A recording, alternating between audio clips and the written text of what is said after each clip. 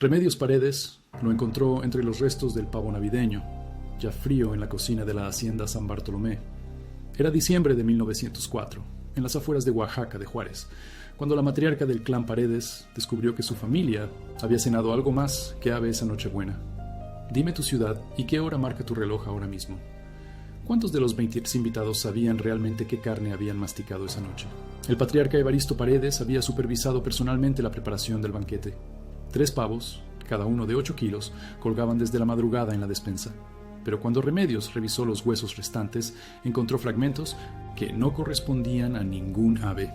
La médula aún goteaba un líquido rosáceo extraño. El sabor había sido demasiado tierno, recordaría después, dulce de una manera que ningún pavo debería ser. Los comensales habían elogiado la textura inusual de la carne, especialmente la que venía de los muslos más grandes. Candelario Velasco, el jornalero que había desaparecido 5 días antes de Navidad, medía exactamente 1.73 metros de altura. Su cuerpo fue hallado 3 días después del banquete, descuartizado detrás del establo principal. Le faltaban ambos muslos y parte del torso. La carne había sido removida con precisión quirúrgica. El primer indicio llegó a través del cocinero principal, Anastasio Ruiz. Había preparado las aves como siempre, pero notó que don Evaristo había traído carne adicional esa mañana, para que alcance para todos, le había dicho. La carne venía envuelta en tela de manta, aún tibia, y con un olor metálico que se adhería a las manos. Remedios guardó el hueso humano en un costal de yute, junto con 3 dientes molares que había extraído de la grasa solidificada de las ollas. Los dientes tenían empastes de plomo, del tipo que hacía el dentista Florencio Aguilar en el centro de Oaxaca. Candelario había visitado esa consulta 2 semanas antes de desaparecer. El aire olía a hierro oxidado cada vez que Remedios abría el costal. La investigación comenzó cuando el alcalde interino, Crisóforo Mendoza, recibió la denuncia formal de la viuda de Candelario. Esperanza Velasco había notado que su esposo llevaba encima exactamente 47 pesos al momento de su desaparición, dinero ganado cortando caña para los Paredes durante toda la temporada. El mismo dinero que don Evaristo había pagado a los trabajadores 3 días antes de Navidad. Los huesos del establo contaban una historia diferente. El médico municipal, doctor Leobardo Santamaría, confirmó que los cortes habían sido hechos con herramientas de carnicería. 3 tipos de cuchillo diferentes, uno para desollar, otro para separar articulaciones, un tercero para extraer la carne de los huesos largos. Todas herramientas que se encontraban habitualmente en la cocina de la hacienda. Pero la evidencia más condenatoria estaba en el libro de cuentas que llevaba la propia Remedios. Cada gasto doméstico, cada compra, cada animal sacrificado para la mesa familiar. En la entrada del 24 de diciembre aparecía anotado 3 pavos, 24 kilos total. Sin embargo, los invitados habían consumido carne suficiente para alimentar a 35 personas. Los números no cuadraban. El primer testimonio llegó de boca de Filomena Sánchez, sirvienta de la hacienda durante 12 años. Había visto a don Evaristo arrastrando algo pesado hacia la cocina antes del amanecer del 24 de diciembre. El bulto dejaba un rastro húmedo en el suelo de tierra. Filomena había limpiado esas manchas con cal y agua, pero la mancha más grande, cerca del fogón principal, seguía visible días después. La confesión de Evaristo Paredes llegó en su lecho de muerte, 6 meses más tarde. Tuberculosis, según el doctor Santamaría. Pero antes de morir, con Remedios y el padre Anselmo Herrera como únicos testigos, el patriarca reveló la verdad. Comieron lo que quedaba del pecado de su hermano, murmuró. Candelario había amenazado con denunciar ciertos negocios de la familia. Negocios que involucraban tierras ejidales vendidas ilegalmente a inversionistas extranjeros. El padre Herrera registró la confesión en el libro parroquial, pero esa página fue arrancada días después. Solo quedó el rastro de tinta traspasada en la hoja siguiente. Palabras sueltas que aún se podían leer: carne humana, 23 comensales, el sabor dulce del miedo. La red de complicidad se extendía más allá de la familia inmediata. Juventino Paredes, hermano menor de Evaristo, había ayudado a transportar el cuerpo desde el lugar del crimen. Candelario había sido asesinado en el molino abandonado, a 2 kilómetros de la hacienda, de un golpe en la nuca con una piedra de moler maíz.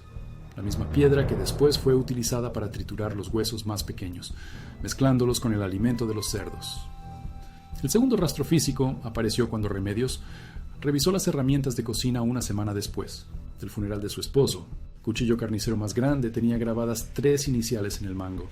C.B.S. Candelario Velasco Sánchez.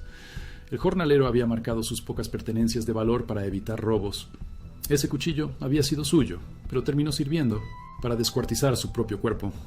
Los invitados a la cena navideña formaban el círculo social más influyente de la región. El juez de distrito, Amado Zaragoza, el recaudador de impuestos, Filiberto Morales, 3 hacendados vecinos y sus respectivas familias. Todos habían elogiado el sabor excepcional de la carne esa noche. Ninguno hizo preguntas sobre su procedencia. La complicidad del silencio había comenzado en la mesa, antes incluso de conocer la verdad. El aire olía a hierro oxidado cuando encontraron el segundo escondite. Remedios descubrió la fosa detrás de la capilla familiar en marzo de 1905. Contenía los restos de otros 4 trabajadores desaparecidos en los últimos 3 años. Todos habían amenazado con denunciar las prácticas laborales de los Paredes o habían descubierto información comprometedora sobre los negocios ilegales de tierras. Los huesos mostraban el mismo patrón de cortes, la misma precisión, los mismos 3 tipos de cuchillo. El cuarto cuerpo pertenecía a Macario Jiménez, desaparecido en la primavera de 1903. Su esqueleto conservaba un rosario de plata con una medalla de la Virgen de Guadalupe. La misma medalla que Remedios había visto en el cuello de uno de los invitados durante la cena de Pascua de ese año. Don Filiberto Morales, el recaudador de impuestos, la llevaba como amuleto de buena suerte. La conspiración se desveló completamente cuando aparecieron las cartas escondidas en el colchón del cuarto principal. Correspondencia entre Evaristo Paredes y una compañía estadounidense de ferrocarriles. Los extranjeros buscaban adquirir tierras comunales para tender vías hacia los puertos del Pacífico. Tierras que legalmente no se podían vender, pero que los Paredes habían estado traspasando con documentos falsificados desde 1902. Candelario había descubierto estos documentos mientras reparaba el techo de la oficina principal. Había confrontado a don Evaristo exigiendo su parte de las ganancias o amenazando con denunciar todo ante el gobierno estatal. Su error fue no entender que los Paredes ya habían asesinado para proteger este secreto. Su muerte no fue la primera, solo la más grotesca. La cena navideña había sido una celebración doble. Por un lado, la tradicional reunión familiar. Por otro, un ritual macabro de complicidad involuntaria. Al hacer que los invitados más poderosos de la región consumieran carne humana sin saberlo, Evaristo había asegurado su silencio perpetuo. Ninguno de ellos podría denunciar a la familia sin admitir su propia participación en el canibalismo, aunque fuera inconsciente. El doctor Santamaría confirmó después que había encontrado fibras musculares humanas en las heces de varios pacientes a principios de enero de 1905, pacientes que habían asistido a la cena navideña en la hacienda San Bartolomé. Los análisis microscópicos no mentían. Todos habían consumido carne de Candelario Velasco, mezclada hábilmente con la carne de pavo para disfrazar su origen. La investigación oficial se cerró abruptamente en abril de 1905. El expediente desapareció de los archivos municipales una semana después de la muerte de Evaristo Paredes. El nuevo alcalde, Gaspar Hernández, era primo segundo de la familia y había recibido tierras a precio simbólico como parte de los negocios con los estadounidenses. La justicia se había comprado con la misma moneda que había costado las vidas de 5 trabajadores. Remedios. Paredes abandonó la hacienda en mayo de 1905, llevando consigo solo un baúl de ropa y el costal con los huesos humanos. Se mudó a la Ciudad de México, donde vivió hasta su muerte en 1943. Nunca se casó de nuevo, nunca habló públicamente de lo ocurrido en la cena navideña, pero conservó las pruebas físicas hasta el final de sus días. El aire olía a hierro, oxidado la mañana en que murió Remedios. Su sobrina, Soledad Paredes, heredó el baúl con las pertenencias de la anciana. Entre la ropa amarillenta y las fotografías descoloridas, encontró el costal de yute, aún anudado como lo había dejado Remedios 40 años antes. Los huesos seguían ahí, los 3 dientes molares, y una carta manuscrita que detallaba todo lo que había ocurrido en la hacienda San Bartolomé durante aquellos años terribles. La carta incluía una lista completa de los invitados a la cena navideña de 1904. 23 nombres con sus respectivos cargos y la cantidad estimada de carne humana que había consumido cada uno. Candelario Velasco había pesado exactamente 73 kilos. Sus muslos habían proporcionado 12 kilos de carne limpia, suficiente para que cada comensal ingiriera aproximadamente medio kilo del jornalero asesinado. Los descendientes de aquellas familias siguieron ocupando posiciones de poder en Mirmánaret, Oaxaca, durante décadas. Los Zaragoza controlaron el sistema judicial local hasta los años 1960. Los Morales mantuvieron el monopolio de la recaudación fiscal hasta la Revolución. Los hacendados vecinos que habían asistido a la cena expandieron sus propiedades comprando más tierras ejidales con métodos que nunca fueron investigados. La verdad sobre la hacienda San Bartolomé se había enterrado junto con los huesos de sus víctimas. Pero los documentos que Candelario había descubierto siguieron circulando en secreto. Las tierras vendidas ilegalmente se convirtieron efectivamente en propiedad de la compañía ferrocarrilera estadounidense. El tren llegó a Oaxaca en 1907, siguiendo exactamente la ruta que había sido negociada con Sangre 2 años antes. Soledad. Paredes intentó denunciar los crímenes ante las autoridades capitalinas en 1943, pero su testimonio fue desestimado por falta de jurisdicción. Los hechos habían ocurrido demasiado tiempo atrás, en un estado diferente, bajo leyes que ya no estaban vigentes. La carta de Remedios fue archivada en un expediente clasificado que nunca volvió a abrirse. El último rastro de la historia apareció en 1987, cuando demolieron la antigua hacienda San Bartolomé para construir un centro comercial. Los trabajadores encontraron huesos humanos enterrados bajo los cimientos de la cocina principal, huesos que mostraban cortes precisos, hechos con herramientas de carnicería, huesos que fueron entregados a las autoridades estatales y desaparecieron una semana después en circunstancias nunca aclaradas. El centro comercial se inauguró 6 meses más tarde. En el lugar exacto donde había estado la cocina de los Paredes, se instaló un restaurante de carnes asadas. El establecimiento quebró 3 veces en 5 años. Los empleados reportaban un olor metálico persistente que ningún desinfectante lograba eliminar. El olor a hierro oxidado que Remedios había percibido cada vez que abría el costal con los huesos de Candelario. La cadena de complicidad iniciada en aquella cena navideña de 1904 nunca se rompió completamente. Los archivos municipales de Oaxaca conservan documentos sobre las transacciones de tierras realizadas por los Paredes, pero las páginas que detallan los métodos utilizados para silenciar a los trabajadores fueron removidas sistemáticamente durante renovaciones administrativas en 1935, 1956 y 1978. Los descendientes de Candelario Velasco siguieron trabajando tierras ajenas durante generaciones, sin conocer jamás la verdad sobre la desaparición de su ancestro. Su bisnieta, Esperanza Velasco Ruiz, trabaja actualmente como guía turística en los sitios arqueológicos cercanos a Oaxaca. Lleva el mismo apellido, conserva algunos rasgos físicos similares, pero nunca ha escuchado la historia del jornalero que fue servido como cena navideña a los invitados más distinguidos de la región. El expediente sobre los crímenes de la Amenazca, Hacienda San Bartolomé, permanece clasificado en los archivos estatales de Oaxaca. El documento que cataloga su contenido describe únicamente irregularidades administrativas en transacciones agrarias, 1902-1905. No menciona asesinatos, no menciona canibalismo, no menciona los nombres de las víctimas ni los de sus verdugos. Pero el costal de yute con los huesos de Candelario Velasco aún existe. Pasó de Soledad Paredes a su hija y de esta a su nieta. 3 generaciones de mujeres que han guardado el secreto más oscuro del clan Paredes, esperando el momento adecuado para revelarlo, el momento en que la justicia pueda finalmente alcanzar a los muertos. Los huesos conservan aún las marcas de los 3 tipos de cuchillo utilizados para descuartizar el cuerpo, las mismas herramientas que sirvieron para preparar docenas de cenas familiares después de aquella Nochebuena de 1904. Los mismos cuchillos que los Paredes siguieron usando para cocinar hasta que abandonaron la hacienda, como si la sangre de mi animal, Candelario, hubiera impregnado el metal para siempre. La receta exacta para disfrazar carne humana como carne de pavo nunca fue escrita, pero se transmitió oralmente entre las cocineras de la familia.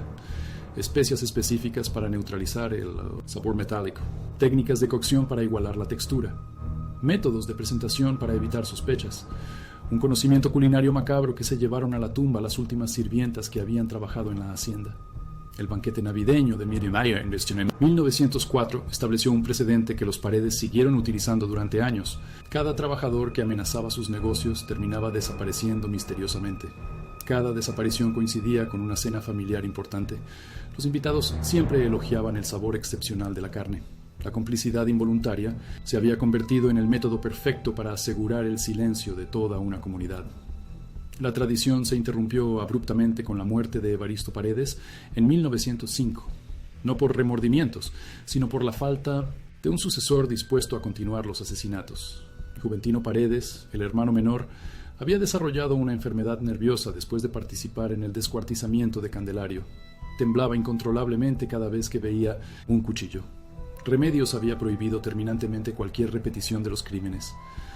Los últimos testigos directos de la cena navideña murieron entre 1945 y 1962. El juez Amado Zaragoza falleció llevándose el secreto a la tumba. El recaudador Filiberto Morales sufrió un infarto mientras cenaba carne asada en 1958, según los reportes médicos. Los hacendados vecinos emigraron a la Ciudad de México después de la Revolución y perdieron contacto con la región. Ninguno confesó jamás su participación involuntaria en el canibalismo. La generación siguiente heredó tierras, propiedades y posiciones sociales construidas sobre una base de crímenes que desconocían por completo. Los hijos y nietos de los comensales de 1904 crecieron beneficiándose del silencio comprado con sangre, sin saber nunca por qué sus familias habían prosperado tan rápidamente durante las primeras décadas del siglo XX. El único registro fotográfico de la cena navideña de 1904 desapareció del álbum familiar de los Paredes entre 1950 y 1960, según recordaba Soledad. La fotografía mostraba a los 23 invitados posando alrededor de la mesa principal, con los platos aún llenos de la carne que acababan de servir. Remedios había conservado esa imagen como prueba adicional, pero alguien la sustrajo del álbum durante una visita familiar. La foto nunca fue recuperada. Sin embargo, el fotógrafo que había capturado esa imagen, Martiniano Cobos, conservó una copia de la placa original en su estudio hasta su muerte en 1947. Su viuda vendió todo el archivo fotográfico a un coleccionista privado de la Ciudad de México. El paradero actual de esa placa se desconoce, pero podría contener la única evidencia visual de los 23 comensales que compartieron la carne de Candelario Velasco sin saberlo. La búsqueda de justicia póstuma se complicó cuando los archivos parroquiales de la iglesia San Bartolomé fueron trasladados al archivo histórico del arzobispado en 1975. El libro, que contenía la confesión de Evaristo Paredes, con la página arrancada, fue catalogado incorrectamente como registro de defunciones. Los investigadores que han buscado información sobre los crímenes de la hacienda nunca han examinado ese documento específico. La confesión de Evaristo, según la recordaba el padre Anselmo Herrera, había incluido detalles que nunca fueron escritos en ningún otro lugar. El patriarca había revelado la ubicación exacta de otras 2 fosas clandestinas en la propiedad, una bajo el corral de cabras, otra cerca del pozo principal. Ambas contenían restos de trabajadores asesinados entre 1901 y 1903. El padre Herrera murió sin revelar esa información a las autoridades civiles, protegido por el secreto de confesión. Las fosas adicionales fueron descubiertas accidentalmente en 1978, durante la instalación de tuberías para el desarrollo inmobiliario que reemplazó a la antigua hacienda. Los huesos encontrados mostraban el mismo patrón de cortes quirúrgicos observado en los restos de Candelario, pero para entonces todos los responsables directos habían muerto de muerte natural. La investigación se cerró por falta de sospechosos vivos. Los huesos de las fosas adicionales fueron enterrados en una tumba común del cementerio municipal, sin identificación individual. Sus familias nunca supieron qué había pasado con sus parientes desaparecidos. La versión oficial registró las muertes como accidentes laborales ocurridos fuera de la jurisdicción municipal. Los nombres de las víctimas fueron borrados de los censos locales para evitar investigaciones posteriores. El patrón de encubrimiento se repitió sistemáticamente durante décadas. Cada vez que aparecían evidencias relacionadas con los crímenes de los Paredes, las autoridades locales las hacían desaparecer mediante procedimientos administrativos, documentos reclasificados, expedientes perdidos, testimonios desestimados por falta de competencia jurisdiccional. La maquinaria burocrática protegió el secreto más eficazmente que cualquier amenaza directa. El negocio de tierras que había costado la vida a Candelario Velasco y a otros trabajadores siguió operando bajo diferentes nombres durante todo el siglo XX. La compañía ferrocarrilera estadounidense vendió sus propiedades a inversionistas mexicanos en 1920, quienes a su vez las transfirieron a corporaciones nacionales durante las siguientes décadas. Las tierras originalmente comunales se convirtieron en desarrollos industriales, centros comerciales y fraccionamientos residenciales para familias de clase media. Ningún comprador posterior conocía el origen sangriento de esas propiedades. Los títulos de propiedad habían sido limpiados legalmente mediante una serie de transacciones que borraron cualquier rastro de las irregularidades originales. El precio pagado por esas tierras había sido calculado en vidas humanas, pero los balances contables solo mostraban cifras en pesos y centavos. La ironía final se completó cuando los descendientes de Candelario Velasco terminaron trabajando en las mismas tierras que su ancestro había ayudado a denunciar. Sus bisnietos cortaron caña en los campos que antes habían sido ejidales. Sus tataranietos trabajaron en las fábricas construidas sobre las antiguas milpas comunales. La familia siguió siendo mano de obra barata para los mismos intereses económicos que habían asesinado a su antepasado. El círculo de explotación se había cerrado perfectamente. Los trabajadores continuaron siendo prescindibles. Sus vidas siguieron valiendo menos que las ganancias de quienes controlaban las tierras. El método había cambiado. Ya no era necesario asesinar y descuartizar a los denunciantes, pero el resultado seguía siendo el mismo: silencio comprado con miedo y necesidad económica. La cena navideña de 1904 había sido solo el símbolo más grotesco de una relación de poder que perduró durante generaciones. El canibalismo involuntario de los invitados había servido como metáfora perfecta de un sistema que devoraba literalmente a los trabajadores para alimentar el crecimiento de las fortunas familiares. Los comensales habían consumido la carne de Candelario de la misma manera que sus descendientes siguieron consumiendo el trabajo de los pobres, sin conocer el costo real, sin hacer preguntas incómodas, sin asumir responsabilidad por las consecuencias. El essence, secreto más oscuro del clan Paredes, no había sido el canibalismo accidental de una noche. El verdadero secreto era la capacidad del sistema para convertir atrocidades en rutina, crímenes en procedimientos administrativos, víctimas en estadísticas olvidadas. La cena navideña había sido solo la punta visible de un iceberg de violencia sistemática que se extendía mucho más allá de una familia, una región, una época. Los archivos estatales de Oaxaca conservan actualmente 127 expedientes relacionados con irregularidades administrativas en transacciones agrarias entre 1900 y 1920. Ninguno menciona asesinatos. Todos describen únicamente problemas burocráticos menores, resueltos mediante procedimientos legales estándar. Pero los investigadores que han examinado estos documentos notan un patrón extraño. Cada expediente corresponde a tierras que cambiaron de manos después de la desaparición de algún trabajador o líder comunitario. La estadística es demasiado precisa para ser coincidencia. 127 transacciones irregulares, 127 desaparecidos, reportados en el mismo periodo. 127 familias que perdieron a un ser querido justo antes de perder también sus tierras. El método de los Paredes había sido utilizado por decenas de hacendados en toda la región, cada uno adaptándolo a sus necesidades específicas, pero manteniendo la esencia: eliminar físicamente a quienes amenazaran sus negocios. El canibalismo había sido solo una variación particularmente sádica de la fórmula general. Otros hacendados simplemente mataban a los denunciantes y enterraban los cuerpos. Los Paredes habían añadido el elemento de la profanación gastronómica, convirtiendo a sus víctimas en cómplices involuntarios de sus propios crímenes. Una sofisticación psicológica que revelaba no solo crueldad, sino inteligencia calculada para asegurar el silencio perpetuo. La pregunta que nunca fue respondida oficialmente: ¿cuántos otros banquetes similares se realizaron en la región durante esos años? Los registros de compras de carne en las haciendas vecinas muestran discrepancias similares a las detectadas en los libros de Remedios Paredes. Faltaban animales en los inventarios ganaderos. Sobraba carne en las despensas familiares. Los números no cuadraban en ninguna propiedad donde había ocurrido la desaparición de un trabajador problemático. La respuesta más probable es que la cena navideña de 1904 no fue un evento único, sino parte de una práctica regional extendida. Una tradición macabra que convirtió el canibalismo involuntario en herramienta de control social.